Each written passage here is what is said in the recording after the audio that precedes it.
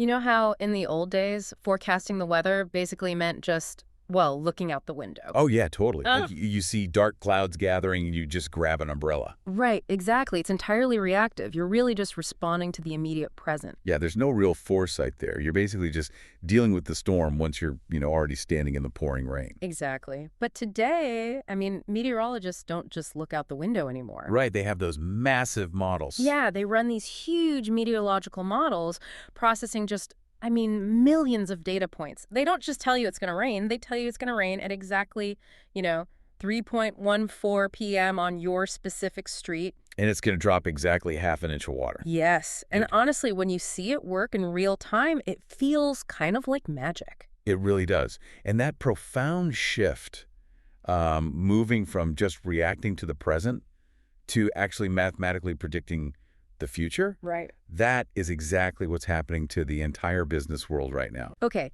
let's unpack this because today we are taking a deep dive into some really incredible excerpts from Predictive Profits. Oh, this is such a good source. It really is. And we're specifically focusing on that crucial FAQ section, looking at the most urgent questions business leaders are asking about the 2030 AI frontier. Yeah, that's where the real insight is. And the core premise is basically this massive wake-up call for you as a listener. Treating your business like a modern meteorology lab isn't just some shiny new optimization tactic. It is quite literally an absolute matter of survival. Yeah, and the adoption rates we're seeing right now, they completely back that up. Oh, for sure. I mean, the source highlights that over 64% of organizations are already operating within an AI ecosystem in some way. Wow, 64% already. Yeah, but the real meat of this document isn't just about throwing out adoption percentages. It's really about this fundamental tectonic shift in how marketing and business operations actually function on a daily basis. Right, getting down to the mechanics. Exactly. We're essentially moving from a reactive model to a fully predictive model. So it's like instead of doing postmortems on last quarter's sales to figure out what went wrong, Right, which everyone does. right, you're actually forecasting next quarter's behavior to basically guarantee what goes right. Precisely.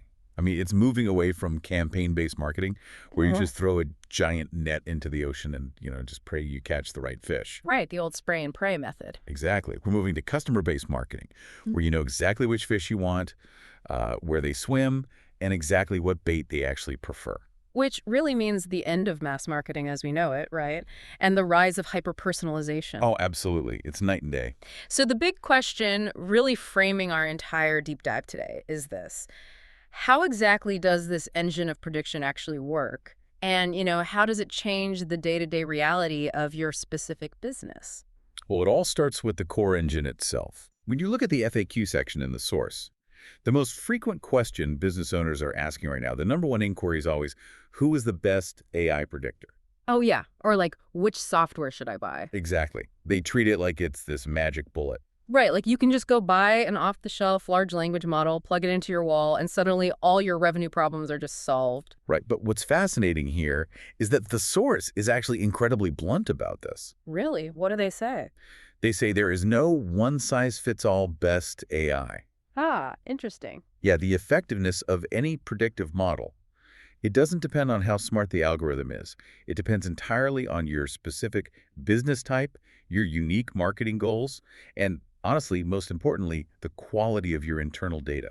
Oh, because an AI without your specific data is basically, well, think of it like hiring a world-class chef, right? Okay, I like where this is going. They can only cook you a Michelin star meal if they actually have access to the ingredients in your specific pantry. Your back-end data is the pantry. Oh, I love that analogy. That captures the limitation perfectly. Thanks. Because, yeah, the off-the-shelf AI, it just has no context. Yeah. It doesn't know what's in your pantry. Right, it's just guessing. Exactly. And that is why the source highlights CRM-based AI as the true paradigm shift here. CRM being customer relationship management for anyone keeping track. Right, right. The text actually points to tools like HubSpot Breeze AI as top-tier examples because they aren't just, polite little chatbots floating in the corner of your website. Right, just asking how they can help. Yeah. Instead, they are integrated directly into the central nervous system of your company.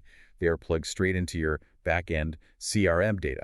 So the CRM essentially becomes the AI's memory. Okay, so once the AI has that memory, right, once it knows, Every email a customer opened, every single web page they lingered on, every previous purchase they made. Yeah, all that rich data. How does it actually turn that massive history into a prediction? Like, give me the mechanics of how it stops a sales team from just throwing darts in the dark. Well, the source actually breaks those mechanics down into 3 key pillars. Okay, get me. So pillar number 1 is predictive lead scoring. Lead scoring, okay. Yeah, because traditionally, I mean, a sales rep might look at a list of, say, 100 new inquiries, and they just start dialing from the top, right? Yeah. Treating them all completely equally. Which is incredibly inefficient. You waste so much time. Highly inefficient. But the CRM-based AI looks at those same 100 leads, and it mathematically cross-references thousands of micro-patterns simultaneously. Wow. So it notices that, hey, lead A spent exactly 43 seconds on your enterprise pricing page. They opened an email campaign 3 weeks ago, and they work in an industry that historically closes about 20% faster in Q4. Things a human eye could literally never correlate in real time. I mean, not across 100 people at once. Exactly. It's impossible. So the AI flags lead A as having a 92% probability of closing today. That is predictive lead scoring in action. That's huge. It is. And then you combine that with pillar 2, which is marketing attribution. Oh, marketing attribution, which historically usually just involves sales and marketing teams arguing in a meeting room over who actually gets credit for the revenue. Always. Yeah. Every single time. But the AI completely eliminates that argument by tracing the exact multi-touch path that a customer took. Ah, so it sees the whole journey. Right, it mathematically weighs every single touch point. It knows it wasn't just the final Google ad that got the customer to buy. Great. It knows it was actually the combination of a LinkedIn post 3 months prior, followed by a specific webinar culminating in that final ad. So you basically stop burning your budget on the marketing channels that aren't actually contributing to the final sale. Exactly. You cut the dead weight, Yeah. and that leads directly to the third pillar, revenue forecasting. Okay, how did that one work? Well, if the system knows exactly who has the highest mathematical probability to buy and exactly which channels drive those buyers most efficiently, the AI can extrapolate future income with just stunning accuracy. Because the math is already there. Right. You aren't just guessing your cash flow for next quarter. You are literally mapping it out based on real-time behavioral data. Okay, but I have to push back here for a second. Go for it. If the AI is scoring the leads and it's tracking the money and projecting the cash flow, aren't we kind of just handing the steering wheel of the business over to a machine? Like, at what point am I just a passenger in my own company? That is a very valid concern. And honestly, it's a question a lot of leaders are grappling with right now. I mean, it sounds scary. It does, but the source clarifies this mechanism beautifully. Mhm. It's really not about surrendering control. It's about gaining perfect operational efficiency. Okay, explain that. So you aren't locking yourself in the trunk of a self-driving car and just hoping for the best. Okay, good. I don't want to be in the trunk. Right. You are basically upgrading your dashboard to a hyper-advanced GPS. Oh, okay. So I still own the car. You absolutely own the car. And more importantly, you still define the destination. Right, the strategy. Yes. You set the brand identity, the overarching strategy, the target market. The AI is simply calculating the absolute most efficient route to get you to that destination, instantly rerouting you around the traffic jams of wasted ad spend and dead-end leads. Okay, that makes a lot of sense. The internal engine is hyper efficient. But if this CRM-based AI engine now knows exactly who will buy and when they will buy, the next logical bottleneck is how those buyers actually find us in the first place, right? Exactly. Because if every business has this advanced GPS, the landscape outside the car must look entirely different by 2030. It looks fundamentally different. And that's because the way humans navigate the internet is completely changing. Basically, traditional search is dying. Wow. RIP to the keyword search. Truly. By 2030, typing a disjointed string of keywords into a search bar is going to feel as outdated as, like, using a rotary phone. Right, just typing running shoes, flat feet. Yeah, exactly. Users won't type that anymore. They will have fluid, actual conversational interactions with AI search engines. Ah, so it's a dialogue. Yeah, they'll just say, hey, I'm training for a marathon, I have flat feet, my budget is $150, and I need a shoe that comes in bright green. What are my best options? And the implication for you listening to this deep dive right now is massive. Huge. Because traditional SEO, search engine optimization, is basically dead. I mean, the entire strategy of stuffing keywords into a blog post just so a web crawler indexes it, that doesn't work if the user isn't searching for keywords anymore. Right. You have to evolve to GEO. That's generative engine optimization. Rio. Yeah. You are no longer optimizing to be indexed by a dumb algorithm. You are optimizing to be cited as a source by a really smart large language model. But how does that actually work technically? Like, how do you optimize for a generative brain instead of just an index? Well, a traditional search engine retrieves links based on lexical matches, so basically word for word. Right. But a generative engine synthesizes concepts based on semantic relevance. It understands meaning. Meaning not just matching words. Exactly. So to win at GEO, your back-end data and your public content had to be structured with deep contextual authority. You need real first-hand data and clear answers that the AI recognizes as the actual definitive solution to a complex query. And these AI agents aren't just fetching answers for the consumers, right? I mean, we're going to have them on our side of the business, too. Oh, absolutely. The source details the rapid rise of AI co-marketers. Co-marketers. Yeah, these are autonomous agents that will essentially handle almost 100% of the routine logistical work for your team. Wow. 100. Pretty much. They will reply to standard customer inquiries, they'll run all the data analysis we just talked about, and crucially, they will drive that hyper-personalization at scale. So generating the content. Right. They will generate content customized one-to-one in real time for specific individuals based entirely on their behavior. Wait. Here's where it gets really interesting to me. It's okay. Data privacy laws are getting stricter by the minute, right? Third-party cookies are basically vanishing. Oh, yeah, they're gone. So if we are highly restricted in how we can track people across the web, how does this AI co-marketer actually get the data it needs to hyper-personalize that content? That is the million-dollar question. Yeah. And the answer is it has to rely strictly on first-party and zero-party data. Okay, define those for us. Sure.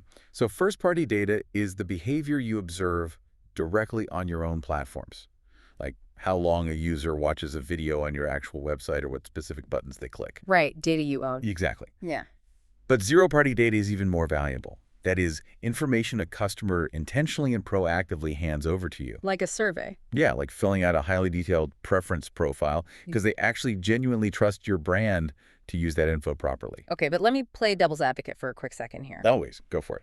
If my AI agent is generating all my content using my zero-party data, and it's optimizing that content to be read by an AI search engine on the consumer's end, Yeah. doesn't the internet just become this massive, sterile echo chamber? Like, isn't it just machines generating generic robot speak for other machines to read in this closed loop? Yes. And it is the ultimate paradox of the 2030 ecosystem. Right. And the source actually addresses this head-on with a very vital caveat. Oh, they saw this coming. They did. Yeah. Because AI-generated perfectly optimized content will be so cheap and so easy to produce, it will just become the absolute baseline standard for everyone. Everyone will have it. Everyone. Therefore, having a perfectly coherent AI-written email or website will offer you exactly zero competitive advantage. Because perfect is no longer special. Perfect is just the starting line. Exactly. So what actually breaks through the noise in an ecosystem of infinite automated perfection? The source says the ultimate differentiator, really the only thing that will make a brand stand out, is the human touch. The human touch. So we're talking authenticity, a distinct brand voice, maybe even vulnerability. Exactly. Yeah. The very things an LLM inherently cannot manufacture. That makes total sense conceptually. But practically speaking, how do you actually balance that? What do you mean? Well, if the AI is doing so much of the heavy lifting with the data sorting and the content generation, how do you actually structure a human team so they aren't just drowned out by the automation?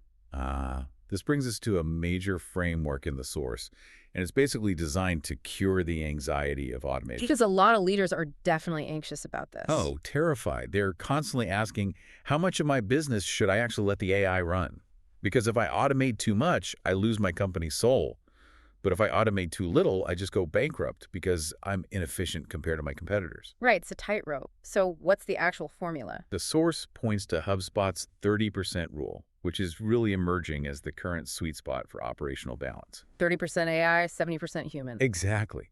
But it's really about the specific allocation of that split. Okay, break that down. So the AI handles 30% of the workload, specifically absorbing the high-volume, low-complexity, time-consuming tasks. The grunt work. Yeah, the deep data sorting, generating preliminary weekly reports, executing all those email automation triggers, and crunching those predictive lead scores we talked about. Right, the highly mechanical stuff that just totally drains a human's cognitive load. Precisely, Huh. which then leaves the human 70%. And humans take all that massive amount of reclaimed time and reallocate it entirely to what the AI lacks. Which is? Strategy, high-level creativity, ethical alignment, nuanced brand positioning, and most importantly, building actual emotional relationships with the clients. It's almost like, okay, think of modern commercial aviation. Okay? The AI is basically the autopilot. It flies the plane for 90% of the actual journey. It maintains altitude. It adjusts the throttle for wind shear perfectly, never gets distracted, it never gets tired. Right, it's a machine. But the human pilot is in the seat for the takeoff, the landing, and critical decisions if something unexpected happens. The human manages the complex environment and sets the destination. The AI just plays the instrument. Or like upgrading your employees from factory line workers to orchestra conductors. Oh, I like that even better. Right. The AI plays all the instruments flawlessly, but the human decides the emotion and the pacing of the symphony. That's a highly accurate way to visualize it. It is. And the core insight here, which honestly is perhaps the most crucial takeaway from the entire document, Yeah. it's about growth trajectories. Organizations that use AI to elevate their employees' potential actually experience dramatically higher growth rates than businesses that merely use AI to replace human workers. Wait, let me repeat that because it is so important for people to hear. Elevating employees creates more growth than just replacing them. Yes, when you apply that 30% rule correctly, employees don't feel redundant. They feel fully equipped. Right. They operate at their absolute highest cognitive capacity because they basically have a supercomputer as an assistant, rather than feeling constantly threatened by a machine taking their job. It is a beautiful, empowering philosophy. Elevate the humans to handle the strategy. But Yes. we have to be honest and look at the harsh reality of the business landscape for a second here, We do. because the source doesn't sugarcoat this part. Some of those jobs, specifically the ones that are entirely made up of that 30% mechanical workload, Yeah. they are simply going to become obsolete. So who is actually at risk here? The landscape is definitely shifting, and roles built entirely around routine information processing, they are at severe risk by 2030. What specific roles does the text mention? It lists a few that will be heavily reduced. First, basic support roles. So we're talking basic data entry accounting, receptionists, and level 1 customer support. Which unfortunately makes sense. I mean, if an AI agent can ingest my CRM data and instantly resolve a shipping error for a customer at 3:00 a.m. using perfect natural language, Right. why would a business maintain a 50-person call center to do the exact same thing but slower? Exactly. The mechanism of automation handles routine logic flawlessly. What else is at risk? Second, basic sales and marketing roles. Routine telemarketing, basic market researchers, standard storefront sales. And third, basic content generation. Proofreaders and entry-level copywriters, mostly because the AI baseline handles syntax and grammar instantly. Right, the AI doesn't make typos. But on the flip side of that coin, what actually thrives in 2030? Roles requiring abstract thought, true vision, and empathy. To 70%. Yes, exactly. Strategic marketing directors, high-level brand architects, creative content directors, and customer experience designers. These are the people who inject that mandatory human touch into the ecosystem. Okay, so let's say you are listening to this deep dive right now. You own a mid-sized business, and half your current staff are, say, basic customer support reps or routine telemarketers. Okay. You realize their daily tasks are exactly what the AI will be doing perfectly in just a few years. Is this source telling you that you need to draw up a plan to basically let them all go and try to hire a bunch of expensive customer experience designers? Emphatically no. That is Yeah. literally the worst mistake a company could make right now. Yes. The mandate from the source isn't to replace your staff. The primary duty of the business owner right now is to upskill them. Upskill them how exactly? Well, you look at that level 1 customer support rep, Yeah. they already deeply understand the intricacies of your products. They know exactly what frustrates your customers. Right, they have that institutional knowledge. Huge amounts of institutional knowledge. Yeah. You don't fire them. You train them to manage and optimize the AI support agents. You elevate them from just answering the phone to actually becoming a customer experience designer. Oh, I see. You shift them from the manual execution of the task to the strategic oversight of the tool doing the task. Yes, you teach the telemarketer to become a strategic community builder. The goal is to retain their human insight, but train them to step up and work alongside the AI as their co-pilot. So what does this all mean for us when we pull back and look at the whole picture we've covered today? It's a big picture. It is. From plugging your CRM data into an AI so it actually has a memory, to totally restructuring your digital presence for generative engine optimization, to upskilling your entire team around the 30% rule, it becomes incredibly clear. Yeah. AI prediction isn't just about gazing into a digital crystal ball. No, it is highly, highly tactical preparation for today. Exactly. It's about designing your business today to actually survive the landscape of tomorrow. Mm. Adopting these frameworks right now puts you decades ahead of competitors who are just, sitting around waiting to see how the market shakes out. Right. It's basically the difference between looking out the window to check for rain and actually owning the weather radar yourself. I love that. Exactly. And as we wrap up, I actually want to leave everyone with one final thought to mull over, tying back to that whole idea of zero-party data and the absolute necessity of the human touch. Ooh, okay. I'm all yours.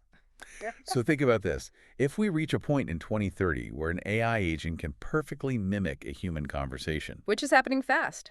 very fast, if it can seamlessly sell a hyper-personalized product and a generative engine perfectly serves it up to a consumer without them even having to search for it, Right. when digital perfection is infinite, completely automated, and practically free, will the ultimate luxury commodity for a consumer simply be the verifiable proof of human imperfection? Oh, wow. That is wow. Right.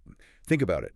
Will people eventually only be willing to hand over their precious zero-party data to brands that can cryptographically or even just experientially prove there is a flawed, empathetic, real human being on the other side of the screen? Because as perfection becomes the automated baseline, imperfection becomes rare and valuable. Exactly. That is a phenomenal question to chew on, and we strongly encourage you to look at your own back-end data, your marketing strategy, and your team structure today through that exact lens. Thank you so much for taking this deep dive with us. We'll catch you on the next one.